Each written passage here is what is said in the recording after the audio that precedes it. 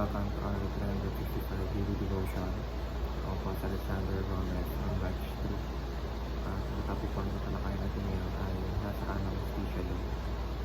Ngayon po ang ating pag-aaralan ay tungkol sa Deuteronomy chapter 32 verse 4. At saan po natin ang ating puso at isip sila ng salita ng sinasabi dito na the rock, his word is perfect, for all his ways are justice.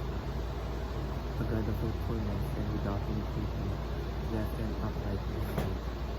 Sa Tagalog, si Yahweh ang inyong batong kaanggulan.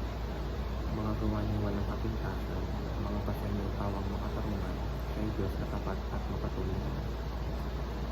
Teaching number 1. God's justice prevails over injustices. Ang Diyos ay isang ganap na matuloy na hukom, kahit gaano kalalaki palalim ang kawalang katarungan sa mundo. Ang justisya ng Diyos ay hindi patitingnan. Walang masama ang makasalanang gawa na makakalusot sa kanyang paningin. Sa kanyang ng panahon, ang lahat ng bagay ang kanyang hukuman ng may ganap na katanungan. Teaching number 2. God's justice punishes the wicked. Hindi nagpapabaya ang Diyos sa mga taong naniniwala sa kasamaan, pagsuway, at pananamang ay hindi makakatakas sa kanyang hatol.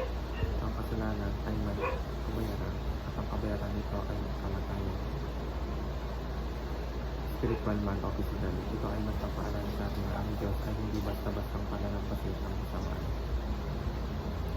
Teaching number 3. God's justice passes over those in Christ.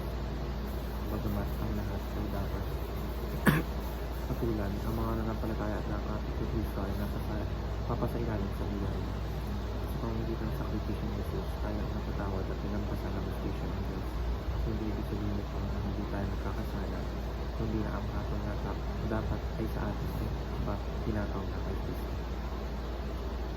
Position number 1. Speak up, even when it requires sacrifice.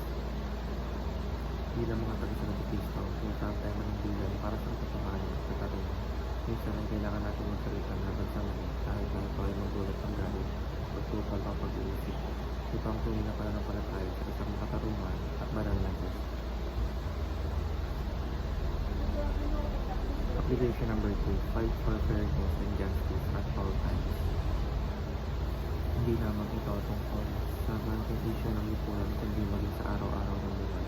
Sa paaralan, trabaho o tahanan, paglaban ng tama kahit sa maliit na bagay tulad ng pagiging para sa kapwa, hindi pandarayan at hindi pagpabuso sa kapangyarihan.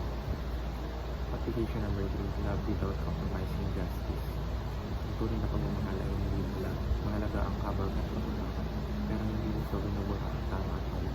Ang pag-ibig ay dapat laging may kasamang pagtutuloy, pag-disiplina at pamimigay sa puso sa kanila. Yun lamang po ang aking